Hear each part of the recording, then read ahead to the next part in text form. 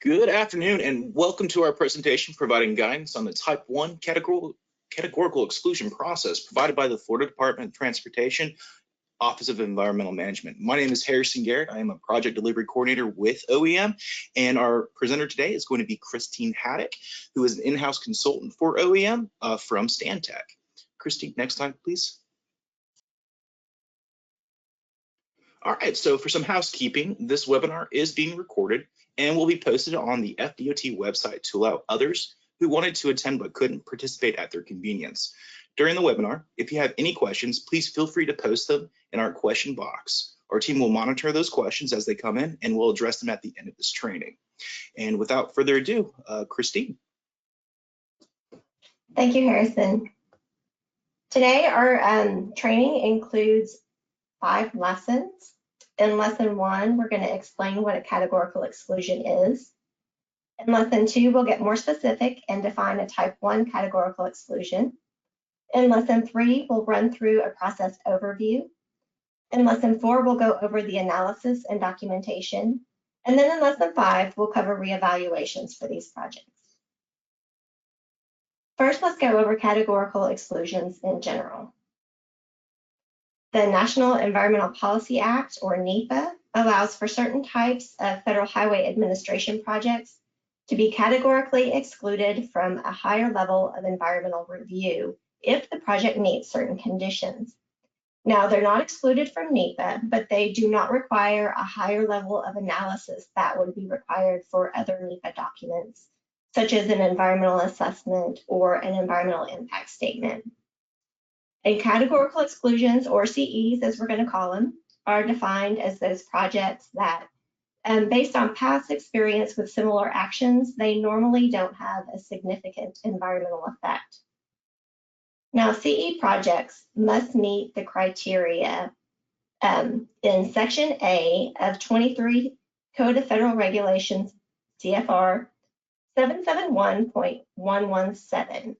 Now, if a project meets these criteria, it basically will have no significant environmental impacts. And throughout this training, we're going to be discussing different sections of this regulation. First, Section A, as shown here, which provides the criteria to be a categorical exclusion. And then we're going to go over Sections C and D that list specific categorical exclusion types. And finally, Section E, which lists constraints. This webinar focuses on only one of 2 types of categorical exclusion documents that are prepared by FDOT. And today we're going to be covering the Type 1 categorical exclusion. First, let's go over the criteria for all CEs that are listed in Section A. So in order for a project to be a categorical exclusion, it must be sufficiently evident that the project will not induce significant impacts to planned growth or land use for the area, require the relocation of significant numbers of people, have a significant impact on resources, including natural, cultural, recreational, historic, or other resource. It must not involve significant air noise or water quality impacts or have significant impacts on travel patterns, or either individually or cumulatively have any significant environmental impact. In lesson 2, we'll delve into what specifically a Type 1 categorical exclusion is. Type 1 CEs are prepared for non-construction activities, such as planning and research, and also as those smaller construction or repair type activities. The NEPA approval is documented in a Type 1 categorical exclusion checklist. Now, this document describes the proposed action, and then it documents that it falls within the pre-established thresholds, or the CE criteria that were listed in Section A. Now, under NEPA assignment, the CE document is approved by FDOT with no involvement from the Federal Highway Administration. Type 1 CEs can only provide documentation for project types that are included in the 23 CFR 771.117 C or D lists. Now, these are listed in Part 1, Chapter 2 of FDOT's Project Development and Environment, or PD&E manual. Note that other types of categorical exclusion used by FDOT, the other type, a type 2 CE, it qualifies for categorical exclusion, but it doesn't fall under the C or D list. And we're not going to cover that type in this training. There are 30 actions that are on the C list. A summary of these actions is included on this and the following few slides. C list actions require minimal analysis. They are pre-approved and normally don't require any further NEPA approvals by OEM. Actions 26, 27, and 28 are highlighted here as we're going to be discussing these specifically later on in this training. There's also a 10 D list actions, not including 1 through 3 here, which are reserved for future use. Now, these are the 10 D list actions. Please note that number 13 is highlighted. We're also going to be discussing this action when we go over the highlighted ones in the C list as well.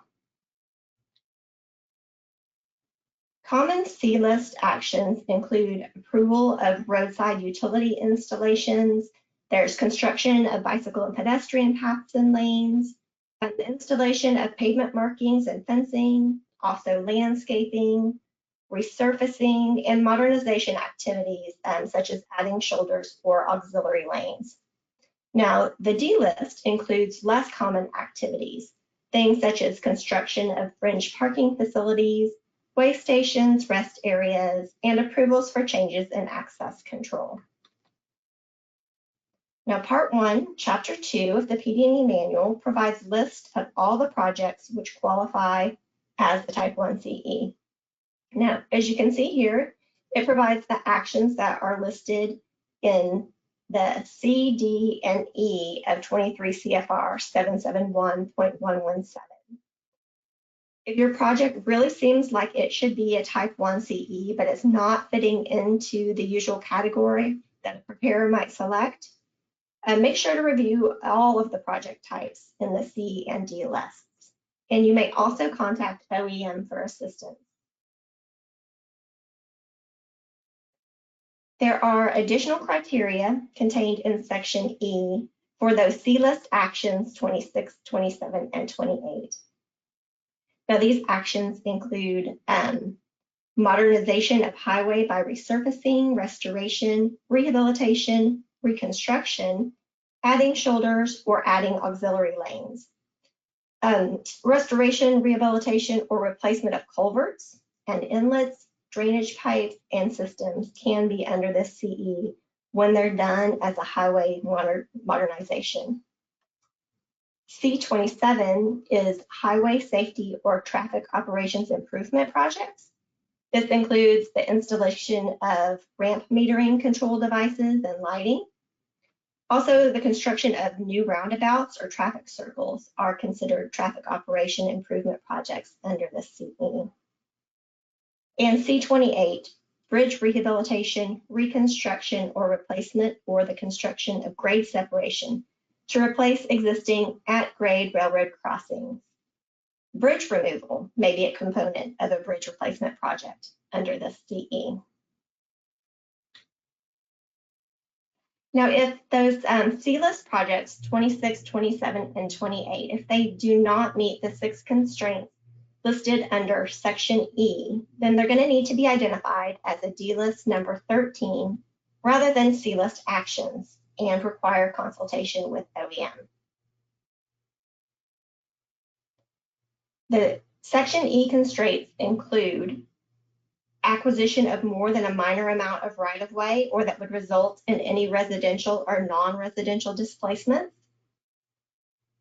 an action that needs a bridge permit from the U.S. Coast Guard, or an action that does not meet the terms and conditions of a U.S. Army Corps of Engineers nationwide or general permit.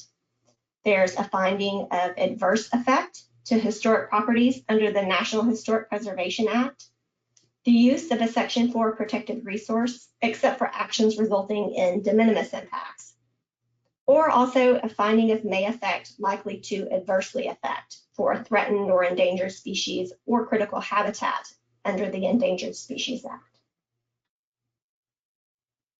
Other considerations include the construction of temporary access or the closure of existing road, bridge, or ramps that would result in major traffic disruptions. Changes in access control or a floodplain encroachment other than functionally dependent uses, such as bridges or wetlands, or actions that facilitate open space use, such as recreational trails or bicycle and pedestrian paths, or construction activities that are in, across, or adjacent to a river component designated or proposed for inclusion in the National System of Wild and Scenic Rivers. Now note that if any Section E constraint is triggered, you must consult with OEM to determine if the project can proceed as a Type 1 CE under the D-List Action 13.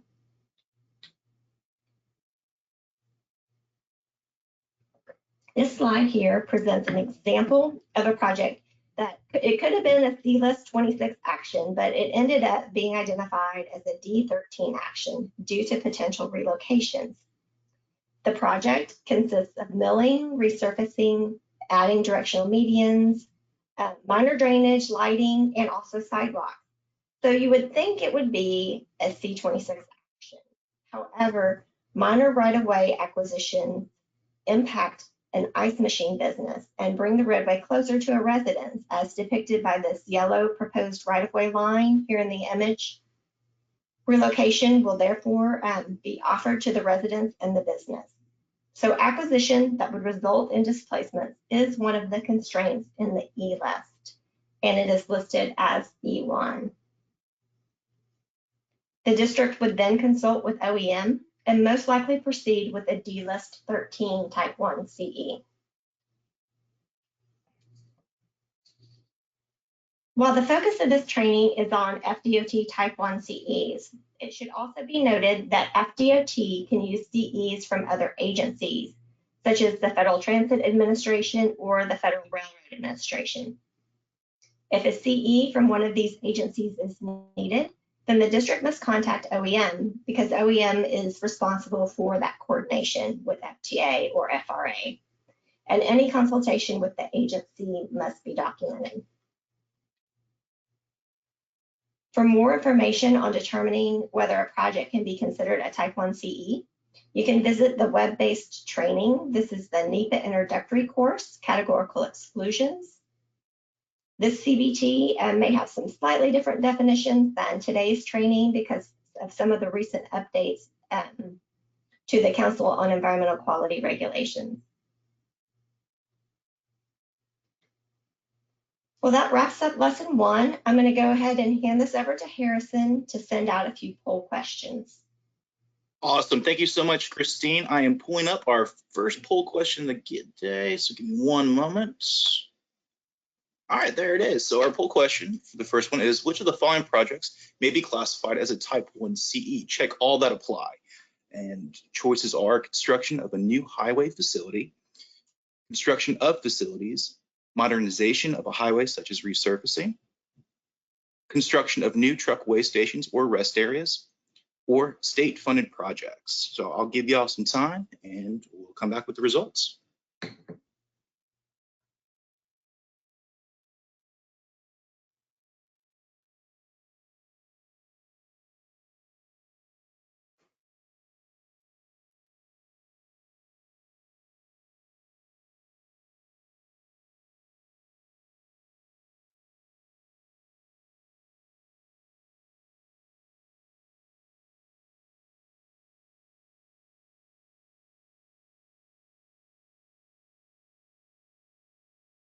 Looks like we still got a few more rolling in, but we'll close it here in about 5 seconds.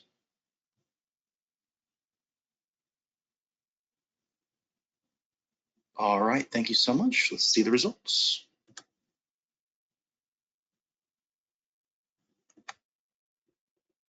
So pretty good. Looks like we have the biggest one of modernization of highways, such as resurfacing at 89%, which is one of the correct choices. Correct choices was construction of bicycle and pedestrian, construction of facilities and then also construction of new truckaway stations or rest areas. So thank you so much, and we will move on.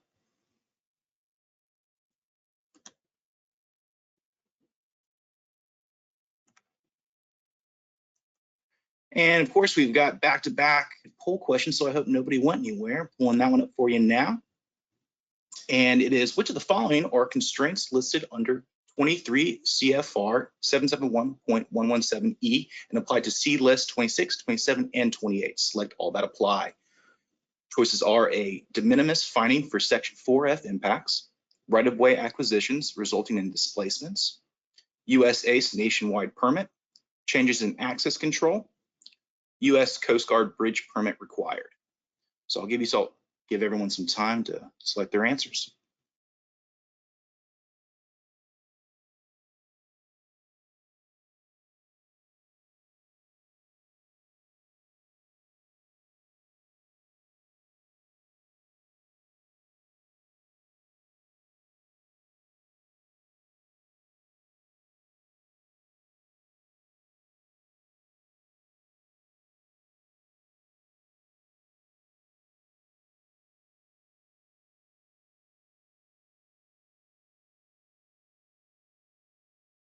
All right, coming near the end, give you a few more seconds to get your answers in.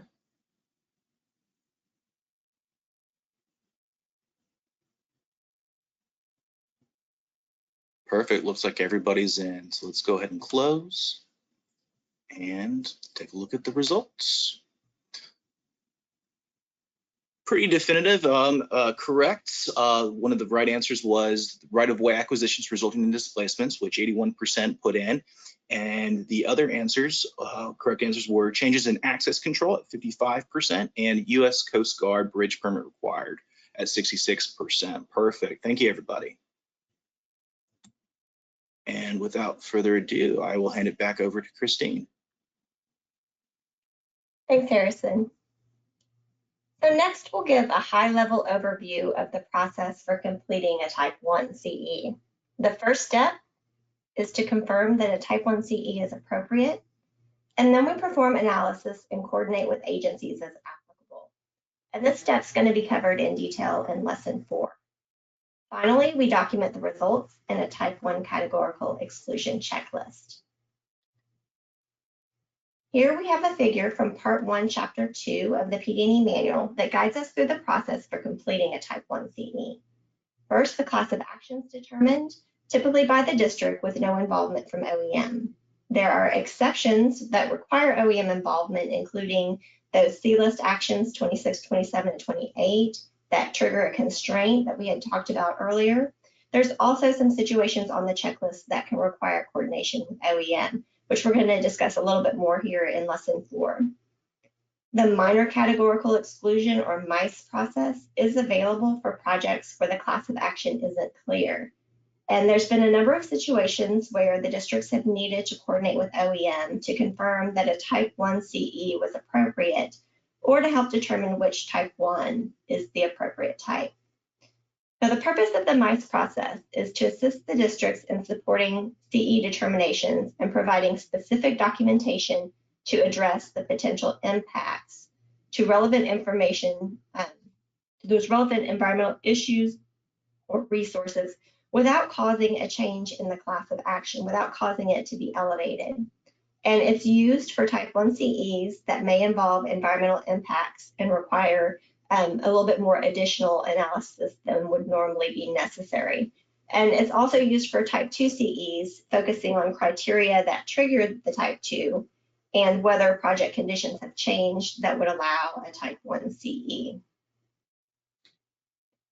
The next step, analysis and coordination, will be discussed in detail in Lesson 4. That the results of the analysis and coordination are documented in a Type 1 categorical exclusion checklist using the statewide environmental project tracker called SWEPT. And this checklist is prepared during the design phase, and there's no PD&E phase. A Type 1 CE is typically entered into SWEPT at the 100% plans phase. And note that a public hearing is typically not required for Type 1 CEs. The public hearings are required if the project's considered a major transportation improvement which is defined in section 339.1155B of the Florida statutes. And if the district determines that a sensitive community issue exists on or near the proposed project, then a community awareness plan, or CAP, may be prepared, recommending appropriate public involvement activities. Now, this image here displays the initial information that's entered into SWEP to start the Type 1 CE checklist. Note that when entering project information for projects that may fall under 2 or more actions, you're going to need to identify the CE designation that is the most appropriate. Detailed SWEP training materials are available on OEM's Training Track 2 website to provide guidance on creating and approving the checklist. In Lesson 4, we'll get into the details of analysis and documentation. There's a variety of means to evaluate environmental impacts for Type 1 CEs. These include GIS tools such as the Environmental Screening Tool, or EST, the Area of Interest tool, and resources from other agencies. Other tools include design plans, agency databases, and field reviews.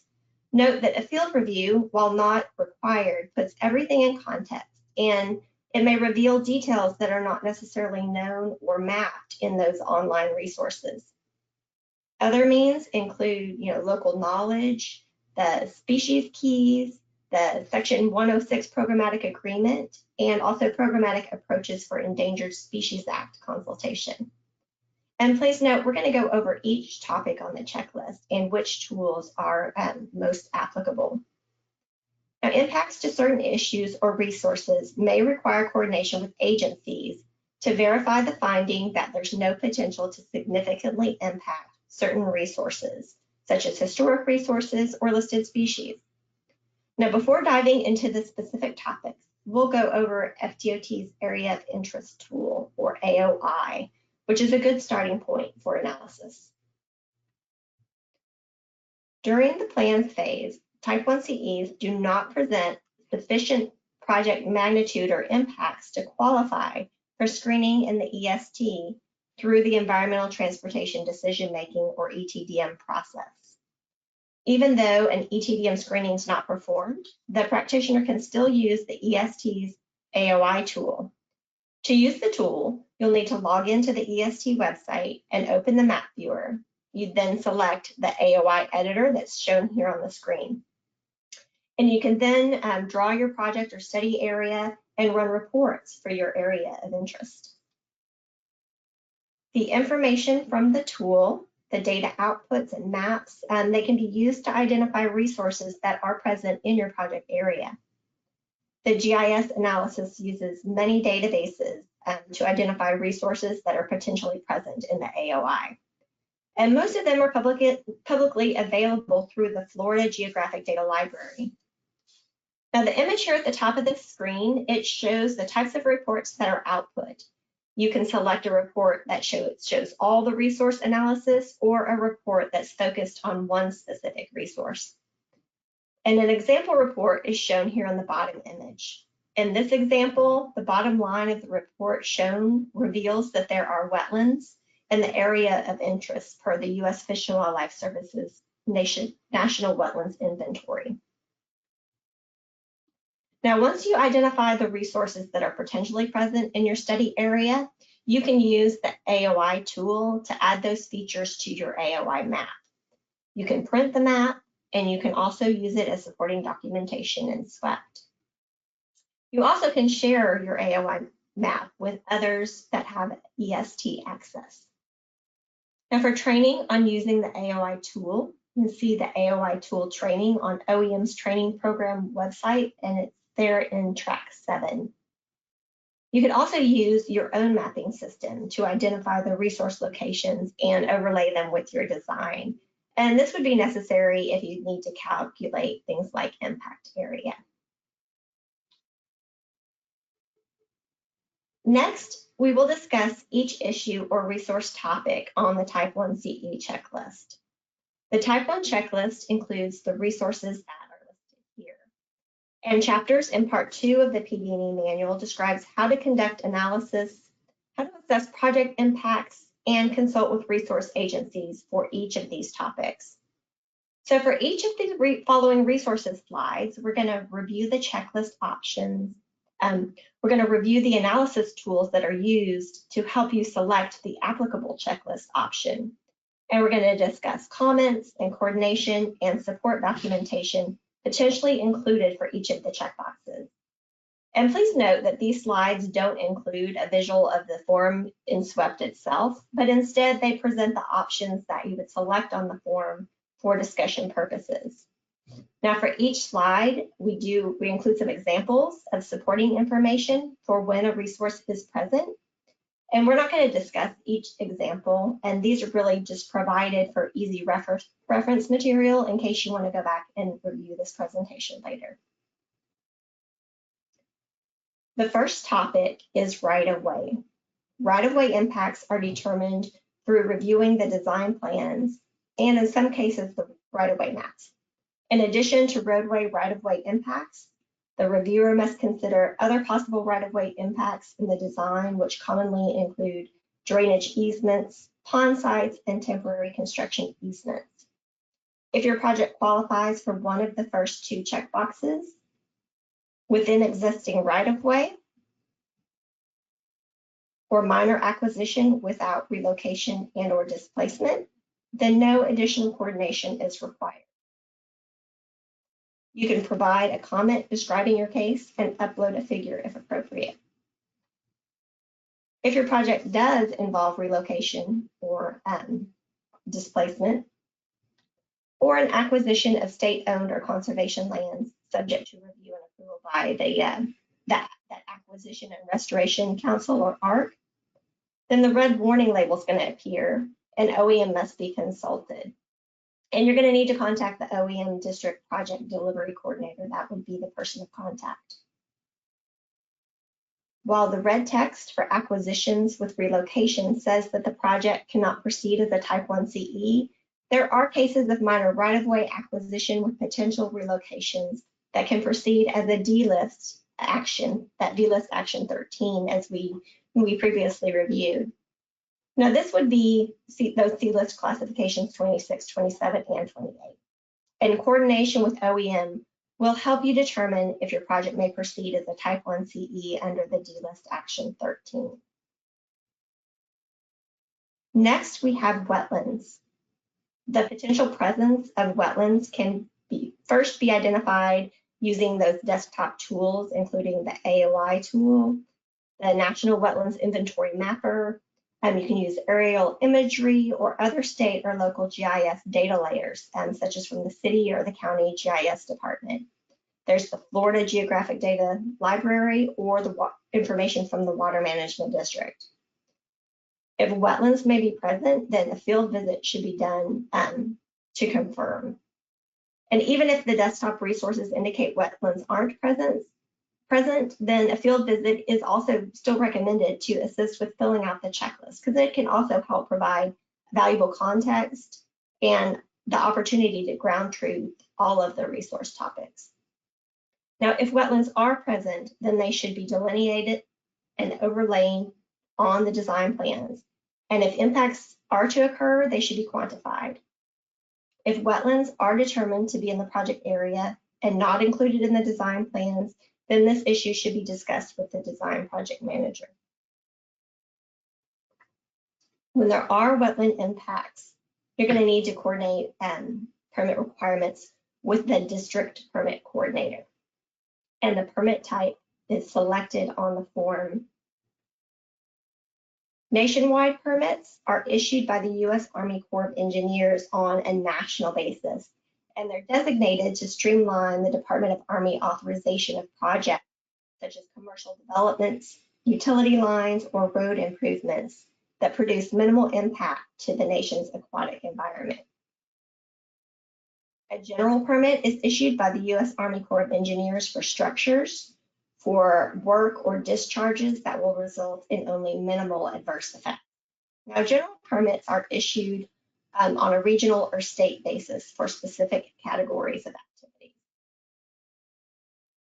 An individual or standard permit is issued by the U.S. Army Corps of Engineers when projects have more than a minimal individual or cumulative impacts.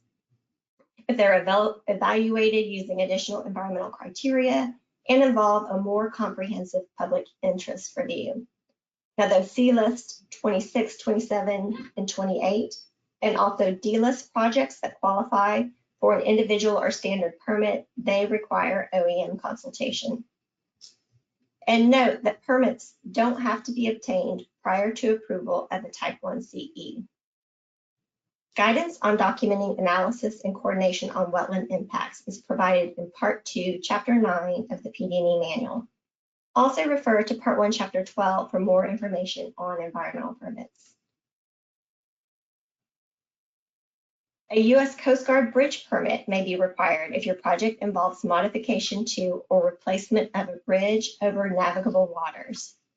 Now, most maintenance projects on bridges in navigable waters of the U.S., they are exempt from the requirement of a bridge project. But to determine if navigable waters are present, you can use the AOI tool, which has a navigable waters layer, or other GIS layers and imagery as available.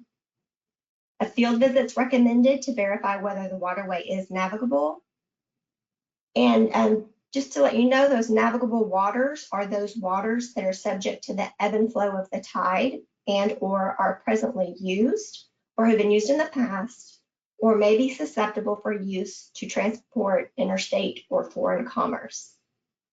Now, if a navigable water is identified, a bridge project questionnaire may be required or it may be requested to determine if a bridge permit is going to be needed.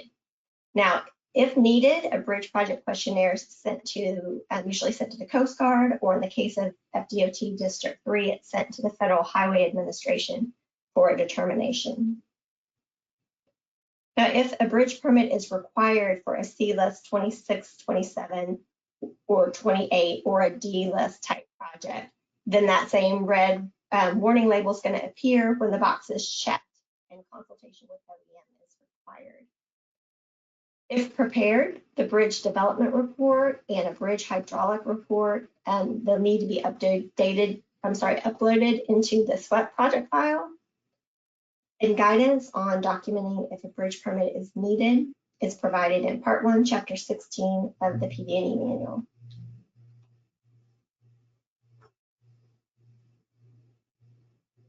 The presence of floodplains can be determined by reviewing the AOI tool. Other GIS layers from the Federal Emergency Management Agency, or FEMA, the city, the county, and local plans. FEMA's Flood Map Service Center can be used to download flood insurance rate map panels, flood insurance studies, maps, and other information. Now, the image here on the screen is an example of that interactive mapping tool on the Flood Map Service Center's website. If no floodplains are identified or there's no impact, you're going to check the first box. The second box is checked if there are floodplain impacts that qualify for uses that are functionally dependent or facilitate open space. Now, functionally dependent uses, those are those for which the project cannot perform its intended purpose unless it's located or carried out in close proximity to water. Examples include bridges and also wetland mitigation projects.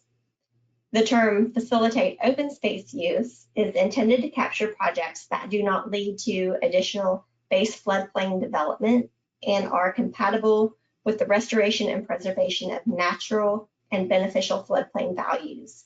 Examples of this would include things like recreational trails and bicycle and pedestrian paths. The last checkbox here is for any floodplain impact which cannot be classified as a functionally dependent or facilitate open space use. Now, if this box is chosen for one of those C26, 27, or 28 or a D-list project, then the red warning label is going to appear and OEM consultation is required.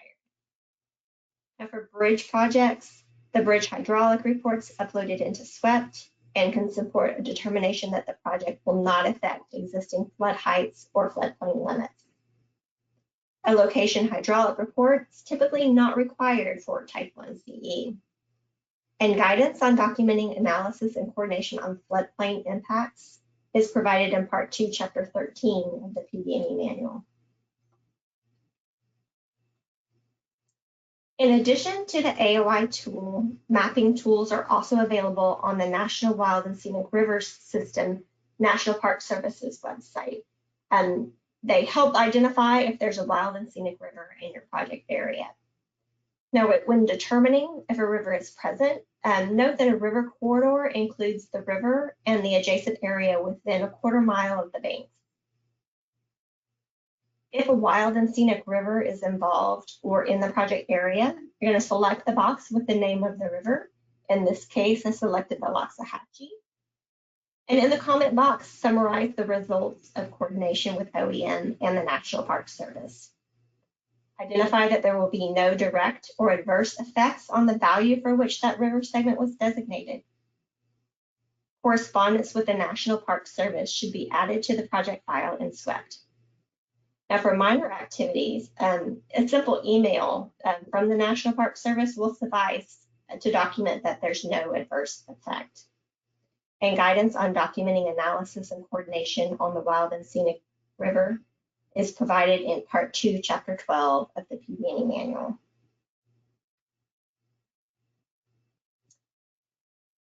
A nationwide rivers inventory interactive map is available in addition to the AOI tool to determine if the action involves a river on the nationwide rivers inventory, or NRI. If a project is located in the vicinity of an NRI listed river, but the project's not going to affect it, then you'd identify the name of the river in the comment box and upload details, things such as mapping and any correspondence with OEM and the National Park Service to help support that decision. If the project may affect the NRI listed river, then the first step is going to be to determine if there will be an adverse effect on the natural, cultural, or recreational values of the river segment. If it's unclear whether the project will adversely affect a river segment, then the National Park Service can provide technical assistance. Now, if an NRI river will be affected, but the project's not going to have an adverse effect, in the comment box, include the name of the river and the details to support that it's not going to be adversely affected. And only proposed new construction or proposed expansion of existing developments will need to be considered in assessing impacts. For example, repaving an existing bridge over an NRI river segment is very unlikely to impact the river. If there is an adverse effect on the natural, cultural, or recreational values of the NRI river segment, then coordination with the National Park Service is required and that the project cannot continue as a Type 1 CE. Now, guidance on documenting analysis and coordination on NRI listed rivers is provided in Part 2, Chapter 12 of the PG&E manual. There are a variety of desktop tools that can be used to help identify the potential for the presence of protected species. The AOI tool provides U.S. Fish and Wildlife Service information for planning and consultation, listed species and critical habitat, as well as the National Oceanic and Atmospheric Administration, or NOAA's Essential Fish Habitat. NOAA Essential Fish Habitat Mapper is another really good tool. The discussion of state listed species is encouraged to assist with your permitting. Now, the Florida Natural Resources Inventory is another source to identify the state listed species, species identified in the State Imperiled Species Management Plan, and also federally listed species that have been documented in an area. These lists identify the species with the potential to occur in the general area. Also, a land use review should be performed to identify whether suitable habitat's present. And this can start as a desktop review of the land use maps and aerials. A field visit, of course, is recommended to confirm whether listed plants, wildlife, or habitat may be present. A qualified biologist should determine the likelihood of presence of protected species and the impact determination. Species keys, programmatic agreements, a technical memorandum, and also a natural resources evaluation may be used to support the determination. Now, FDOT, in coordination with the U.S. Fish and Wildlife Service, developed a programmatic approach, a PA, to meet the requirements under the Endangered Species Act for minor transportation activities. The PA addresses routine maintenance and modernization activities where there are either no effects or minor effects to specific federally listed threatened and endangered species. The PA is limited to projects that are within the existing right-of-way. This PA covers 15 species that commonly occur across the state, and there's 27 activities that are covered under the PA. Use of the PA will require implementation of specified best management practices. And be sure to review the PA for additional details when using it for your Type 1 CE project. In addition, projects must be evaluated for the impacts to essential fish habitat, or EFH, which is defined as the waters and substrate that's necessary for fish to spawn, breed, feed, or grow to maturity. Now, Type 1 CEs may involve listed species and critical habitat, as long as you document that the project has no significant impacts. If the biologist determines that the project will have no effect, or if a species key is used, then consultation is not required. For projects that may affect listed species, critical habitat, or EFH, then you're going to need to consult with the U.S. Fish and Wildlife Service or National Marine Fisheries Service as appropriate. And you're going to need to upload any concurrence letters. Coordination with OEM is needed if the project results in a may affect likely to adversely affect determination. And those C-list 26, 27, 28 projects or D-list projects cannot have a may affect likely to adversely affect determination and remain a Type 1 CE. Guidance on documenting analysis and coordination on protected species and habitat impacts is provided in Part 2, Chapter 16 of the PD&E manual, and information on EFH is in Part 2, Chapter 17. Now, Section 4F of the U.S. DOT Act requires FDOT projects to consider park and recreation lands, wildlife and waterfowl refuges, and also historic sites during transportation development. In addition to resources that are identified in that AOI tool, you can review local parks department maps and master plans for local public parks. And we will go over identifying historic sites here in the next section. If there are no Section 4F properties present, you're going to check the first box. If there are resources but there's no use within the meaning of Section 4F, you must document the basis for this determination in the comments box, or via the no use determination form using the Section 4F tool that's in SWEPT. Now, the basis for that document, it should document that there will be no acquisition of 4F property, permanent or temporary, no meaningful proximity impacts, no impacts to access or usage, and no temporary occupation. Now, the Section 4F no use determination form should be used if the determination is complex. There are numerous Section 4F exceptions and exemptions, which are listed in Part 2, Chapter 7 of the PD&E manual. Now, to use this checkbox, you must complete that Section 4F exceptions, exemptions determination form in SWEPT, along with concurrence from the official with jurisdiction, and it's sent to OEM for concurrence. If the Section 4F tool is also used for a de minimis determination. Now, a de minimis determination may apply if your project impacts a Section 4F resource, but those impacts are temporary, or if they're offset by project benefits or enhancements. Coordination with that official with jurisdiction is going to be needed to make this determination. To document a de minimis finding, you would use either the Section 4F de minimis determination for historic sites form or the Section 4F de minimis determination for parks, recreation areas, and wildlife or waterfowl refuges form. And there's going to need to be concurrence with the official with jurisdiction, and it's also sent to OEM for concurrence. If the project's determined to need a programmatic or individual Section 4F evaluation, then it can't proceed as a Type 1 CE. Guidance on documenting analysis and consultation on Section 4 impacts is provided in Part 2, Chapter 7 of the PD&E manual.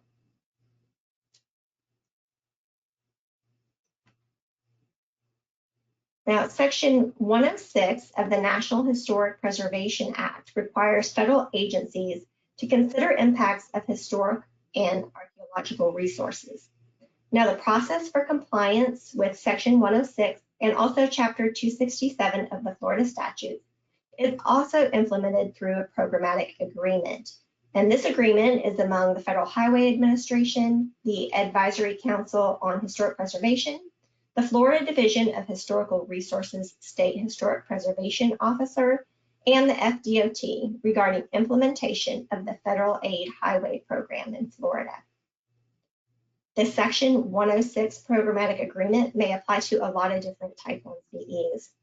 The programmatic agreement specifies two primary considerations that govern the required level of effort for the cultural resources study and review, the project location in regard to the potential for cultural resources to be present in the area of the undertaking, and the specific activities that are associated with the development, construction, and scope of the project, and also their potential to affect cultural resources, should such resources be present. Now, regarding project location, some geographic areas are very unlikely to contain historic resources. Regarding the specific activities, some projects, they're just so minor in scope that unless the specific project corridor itself either contains or abuts or is a historic resource, then there's very little chance that the undertaking could affect historic properties. Now, many Type 1 CEs are considered minor project activities in the Section 106 programmatic agreement. This agreement defines two categories of minor project activities that typically have little or no potential to affect historic properties. The first group includes 6 project activity types that can be designated as no effect on historic properties, provided that they meet certain criteria, including being a standalone project and not being located on tribal land or on or adjacent to historic or archaeological resources, being of 50 years or older or listed on the National Register of Historic Places. Now, examples include things like the installation of signs, replacement of lighting, and restoring existing pavement or bridges. And please consult Part 2, Chapter 8 of the PD&E manual for a full list of these. The second group includes 57 activity types, and it requires a desktop evaluation or also could require a field review in order to verify that the project has no potential to affect historic properties, or to determine that additional efforts are needed to meet the requirements of historic preservation laws. And examples include things such as construction of bicycle and pedestrian paths, adding or lengthening of turn lanes, installation of ramp metering control devices, things like that. And please consult Part 2, Chapter 8 of the PD&E manual for the full list. Desktop tools to identify resources include the AOI tool and also the Florida Master Site File. And once identified, historic properties should then be reviewed in relation to design plans. Now, for either group of minor project activities, the State Historic Preservation Officer, called SHPO, and OEM must be notified of the no potential to affect or no effect finding and have not objected. If FDOT finds there is potential to affect a historic property, which could result in a determination of either no adverse effect, or adverse effect, then FDOT must consult with the SHPO to determine the next course of action. Now, if the determination is an adverse effect, then you must consult with OEM. And if it is one of those C26, C27, C28, or one of those D-list projects, and it's an adverse effect determination, then it's not going to meet the criteria to proceed as a type 1 CE. Please note that tribes are not signatories to the 106 programmatic agreement, and if they're potentially interested, then you're going to need to send project information to OEM to submit to the tribe for review. If your project does not qualify for using the Section 106 programmatic agreement, you must still evaluate those cultural resources as appropriate. Review Part 2, Chapter 8 of the PD&E manual for guidance on the level analysis and documentation that's going to be required. Now, supporting documentation for this topic may include a cultural resources assessment survey report or technical memorandum, and they should be uploaded into SWEPT. Now, SHPO concurrence letters should also be included with the checklist if applicable. Most type 1 CEs are going to qualify as what's called a type 3 project for noise, and they do not require noise analysis. Now, type 3 projects don't involve things like added capacity, construction of new through lanes or auxiliary lanes, except turn lanes, or substantial changes in the horizontal or vertical alignment of the roadway. Type 1 CEs that may require a noise analysis include adding auxiliary lanes and construction of things like new roundabouts or traffic circles. If noise analysis is required, identify if noise abatement is warranted on the checklist, and the noise study report should be uploaded to the project file. And guidance on documenting analysis and coordination on noise impact is provided in Part 2, Chapter 18 of the PD&E manual. Documentation of contamination screening evaluation is required to demonstrate that contamination involvement in the project was considered and addressed as appropriate. For a type 1 CE, this documentation may include a level 1 evaluation report, a technical memorandum, and also maybe coordination letters. A technical memorandum is prepared for those projects with no contamination impact or with minimal contamination involvement. To determine the level of contamination involvement, review those desktop sources, again, such as the AOI tool, the Florida Department of Environmental Protection or FDEP's Map Direct. FDEP has a contamination locator map and an institutional control registry. There's also a national priorities list, Superfund enterprise management system. You can look at aerial imagery and also Oculus. And you're going to need to conduct field visits and interviews as necessary. Also provide a summary of findings in the comment box in the checklist and upload the level 1 report or technical memorandum as appropriate in SWEPT. Guidance on documenting analysis and coordination on contamination is provided in Part 2, Chapter 20 of the PD&E manual. Now, planning consistency for type 1 CEs is met when the project is in the State Transportation Improvement Program, or STIP. Now, the relevant STIP page from the work program is included in the project file to document that the project has met the planning consistency requirement. Supporting documentation for type 1 CEs is uploaded into the SWEPT project file.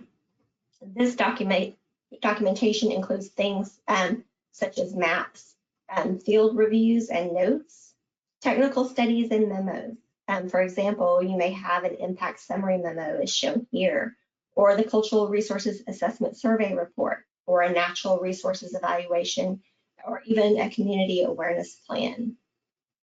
Records of agency coordination and consultation should also be maintained in that SWEPT project file, such as concurrence letters with SHPO or U.S. Fish and Wildlife Service or National Marine Fisheries Service. Also correspondence that represents findings, any species effect determination keys or specific species survey protocol can be uploaded, and also including that planning consistency documentation. The Commitments module in Project Suite Enterprise Edition PSEE is FDOT's standard system to document, transmit, and track project commitments. And it distinguishes between environmental commitments from those other commitments made for the project. Commitments must be tracked using the system, and it's used to generate a project commitment record to save in the project file in SWEPT. And guidance on preparing and documenting environmental commitments is provided in Part 2, Chapter 22 of the PG&E Manual. In SWEPT, after the checklist is completed, the green Send for Approval button becomes enabled.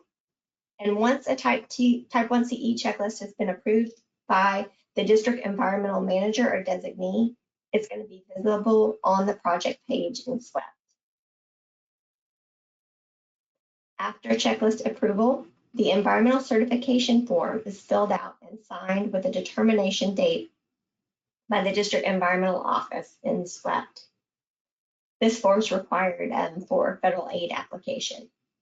And you can view the SWEPT detailed Type 1 CE training for instructions to fill out this form, and also instructions on the Type 1 CE checklist at the link that's provided here on the screen.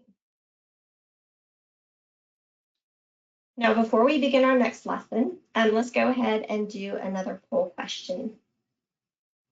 All right, thank you, Christine. So we have poll question number 3, and let's pull it up. Okay, so which of the following must be included as a supporting documentation? Please select all that apply. We have public involvement summary report, alternative analysis, documentation of analysis to support findings, STIP sheets, and agency consultation determinations. I'll allow some time for people to submit their answers.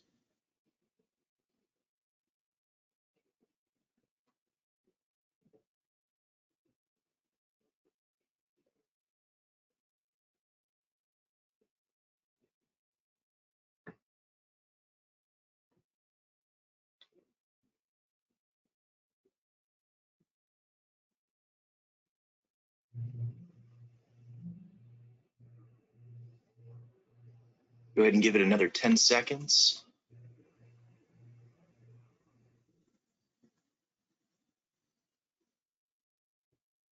All right, and closing. Let's take a look at the results. So correct answers were documentation of analysis to support findings at 91%, STIP sheets, which was pulled in at 58%, and agency consultation determinations at 90%. Awesome. Thank you so much, everybody. Back to you, Christine. In our last lesson of the day, we're going to briefly go over reevaluations. When a project moves to another phase or it has design changes, you're going to review the Type 1 CE checklist to see if it remains valid. Reevaluations should be completed when changes have been made to the project that may affect environmental impacts. And note that design changes may include right-of-way changes, roadway or drainage, easements or temporary construction easements not previously known or previously identified. Reevaluations are also needed when existing conditions have changed since the completion and approval of the last Type 1 categorical exclusion checklist. They also should be completed if subsequent release of federal funds is required after a year has passed since the previous status of environmental certification for federal form project was submitted.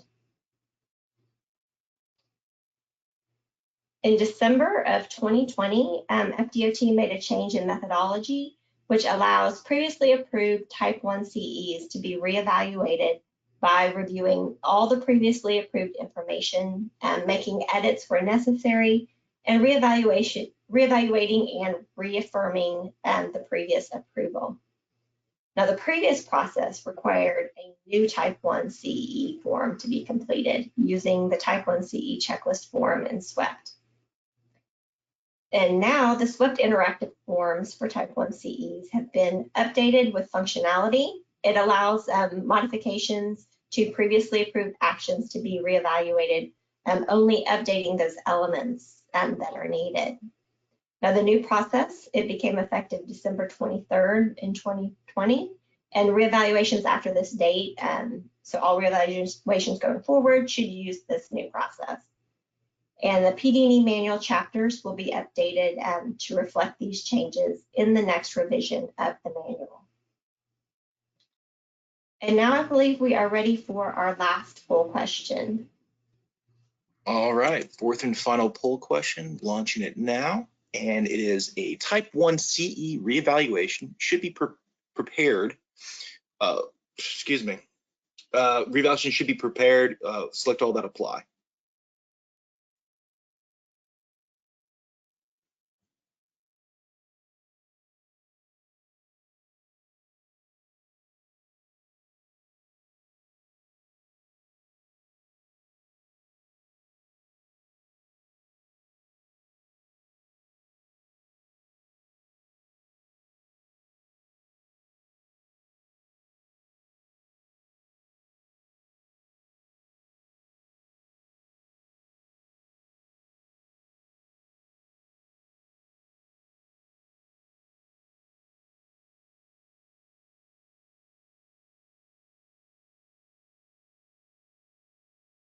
All right, we'll go ahead and close it here in a few more seconds.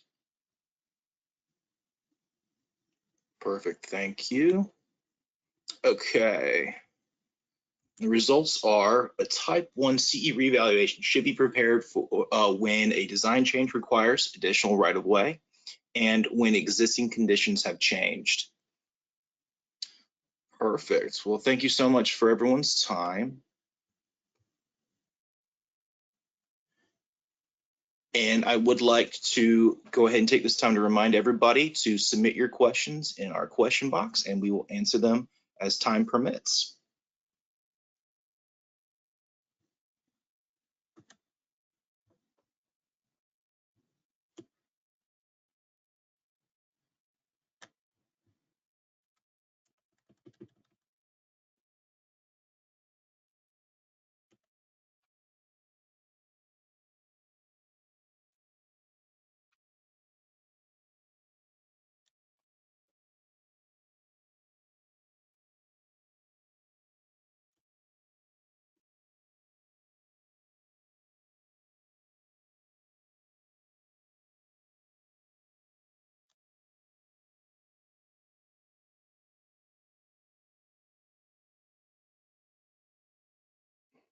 Perfect. So while we're kind of allowing time for everybody to think up and submit their questions, I'd be happy to read off some questions that we've already answered.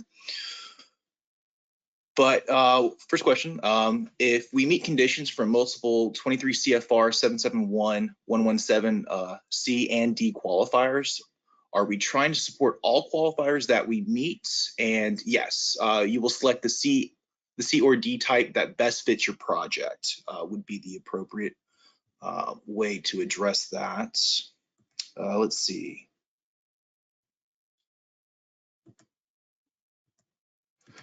We had a question come in regarding if there was any guidance for what qualifies as a C3 support facilities, which are not actually paths or lanes. So at this time, our answer would be to please contact our OEM or your district office to discuss the details of your project to determine whether a C3 is appropriate for your project. Let's see. Here was a great question regarding public involvement. What factors are considered when determining the level of public involvement required for a Type 1 CE? That's a great question. So for Type 1 CEs, a community awareness memorandum is prepared if the district determines that sensitive community issues exist on or near the proposed improvement. This can reduce the potential for conflict as the project advances through future project phases, design, construction, and maintenance. Harrison? Yeah. I could also add on that too, on the items that require a public hearing. Mm-hmm. If you'd like me to, a public hearing is going to be required for the project if it increases capacity, like the addition of new lanes, or if you're providing new access to a limited or controlled access facility, you know, things such as new interchanges, and also construction of a facility in a brand new location. Awesome. Thank you so much, Christine. Then we had another question come in wanting to know if the checklist will be updated for wetland impacts to include FDEP 404 program permits. At this time, since the regulations only refer to the US ACE permit, we have not changed the form. However, if you have a project that requires an additional state 404, please coordinate with OEM before proceeding with the type 1.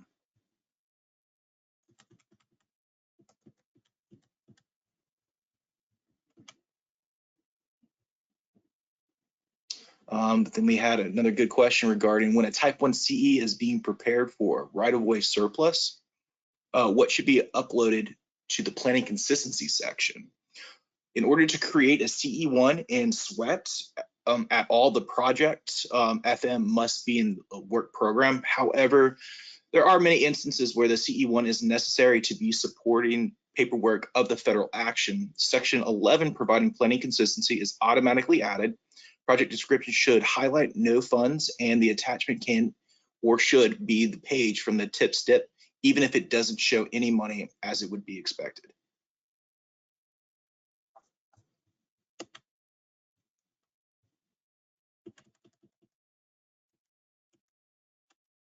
And then someone had a question with not being familiar with the term project commitment and wanting to know what that would mean and what that indicates for them to do. So a commitment is an obligation to an external stakeholder to provide a feature, or a commitment is an obligation to perform an action related to a project that will be implemented in a future project phase. Please refer to Part 2, Chapter 22 for more details on environmental commitments.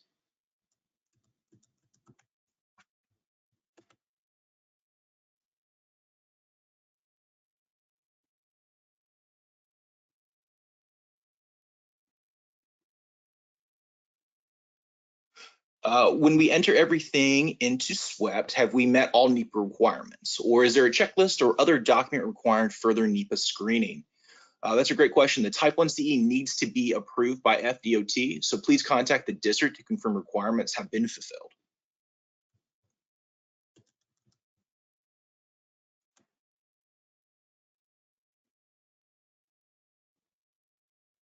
And then finally, we had a couple questions regarding any additional materials, or if there will be a link provided for when the recording is made available. So all attendees will receive a follow-up email with location of the recording once it becomes available. So if y'all have any more questions, please feel free to go ahead and submit them and we will answer them.